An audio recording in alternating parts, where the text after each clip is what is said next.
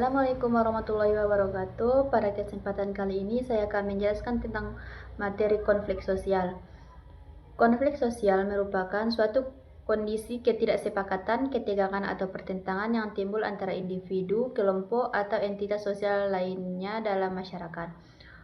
Konflik ini muncul akibat perbedaan kepentingan, nilai, tujuan, atau sumber daya yang bersaing. Konflik sosial seringkali melibatkan interaksi kompleks antara berbagai faktor seperti ekonomi, politik, budaya, dan struktural dalam suatu masyarakat. Adapun pengertian konflik sosial menurut para ahli.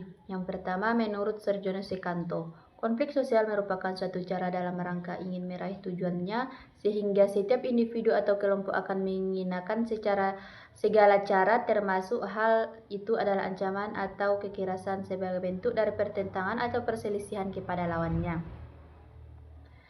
Yang kedua, menurut Lewis Althusser, konflik sosial adalah sebuah perjuangan tentang sebuah nilai, status, kekuasaan, serta sumber daya yang bersifat langka. Semua hal itu bermaksud untuk menetralkan, mencederai, maupun melenyapkan lawan. Yang ketiga, menurut Gilin bersaudara berpendapat bahwa pengertian konflik sosial adalah bagian dari proses interaksi sosial yang saling berlawanan. Artinya, konflik sosial adalah sebuah proses interaksi sosial yang terjadi karena adanya perbedaan fisik, emosi, kebudayaan, serta perilaku.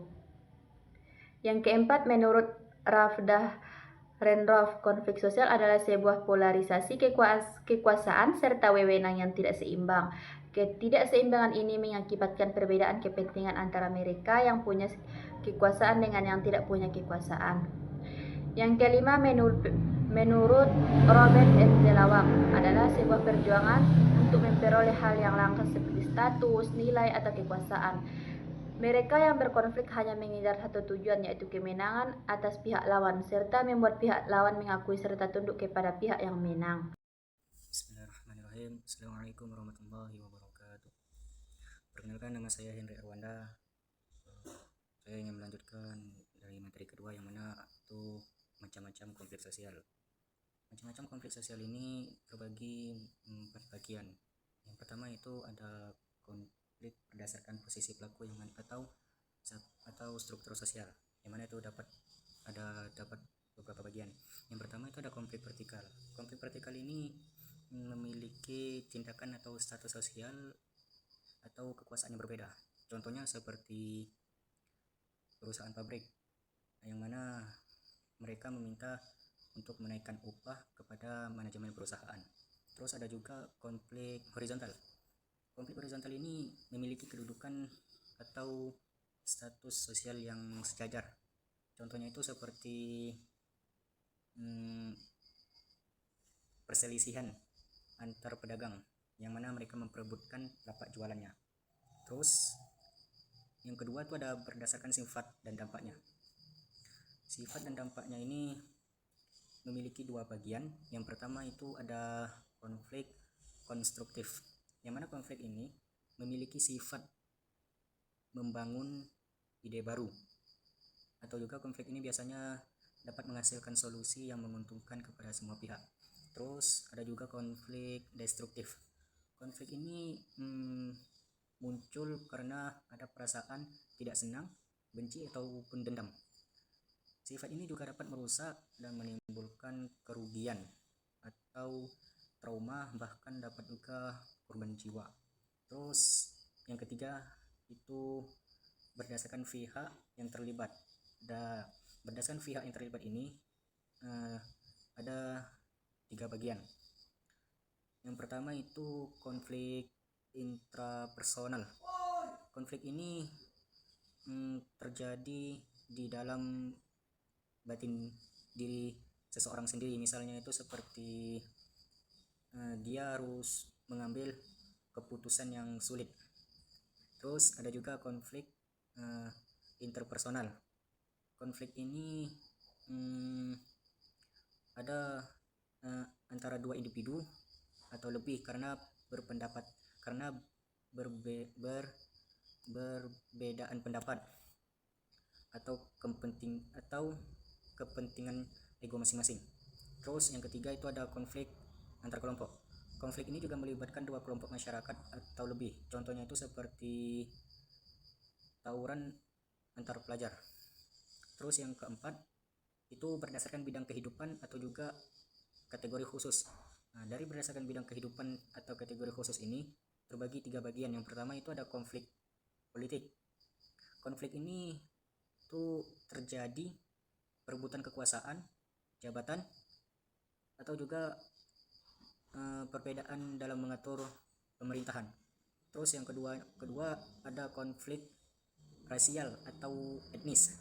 Konflik ini ada perbedaan ras, ciri fisik, atau juga prasangka terhadap kebudayaan suku lain. Terus yang terakhir itu konflik internasional. Konflik ini melibatkan dua negara atau lebih karena mereka memperebutkan wilayah atau pengaruh ekonomi dunia. Mungkin hanya itu yang bisa dapat saya sampaikan.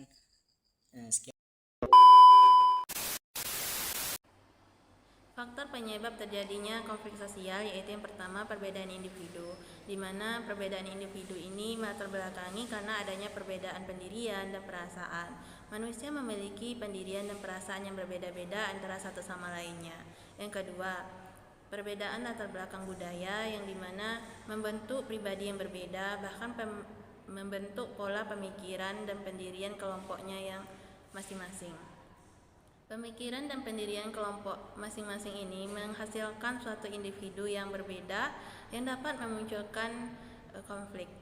Yang ketiga yaitu perbedaan kepentingan antar individu dengan kelompok, yang dimana manusia memiliki perasaan yang dilatar belakangi oleh kebudayaan yang berbeda-beda.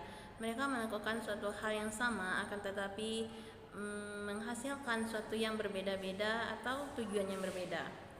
Yang keempat yaitu perubahan sosial, di mana perubahan adalah suatu hal yang sangat wajar dan terjadi, akan tetapi perubahan yang sangat cepat dan mendadak membuat masyarakat sangat kesulitan untuk mengikutinya atau tidak menyukai, sehingga menghasilkan konflik sosial di antara masyarakat karena adanya perubahan sosial. Akibat terjadinya konflik sosial memunculkan dua dampak, yaitu dampak positif dan dampak negatif. Dampak positifnya yaitu yang pertama memunculkan norma baru, kedua meningkatkan solidaritas antar kelompok, ketiga meningkatkan kekuatan pribadi untuk menghadapi atau menyelesaikan berbagai situasi konflik, keempat mendorong kesadaran kelompok yang berkonflik untuk melakukan kompromi. Dampak negatifnya yaitu yang pertama menimbulkan perpecahan, yang kedua melumpuhkan roda perekonomian, yang ketiga meningkatkan keresahan di masyarakat, keempat menyebabkan kerusakan sarana dan prasarana umum, kelima menghancurkan harta benda bahkan menyebabkan jatuhnya korban jiwa, keenam merusaknya solidaritas atau struktur sosial.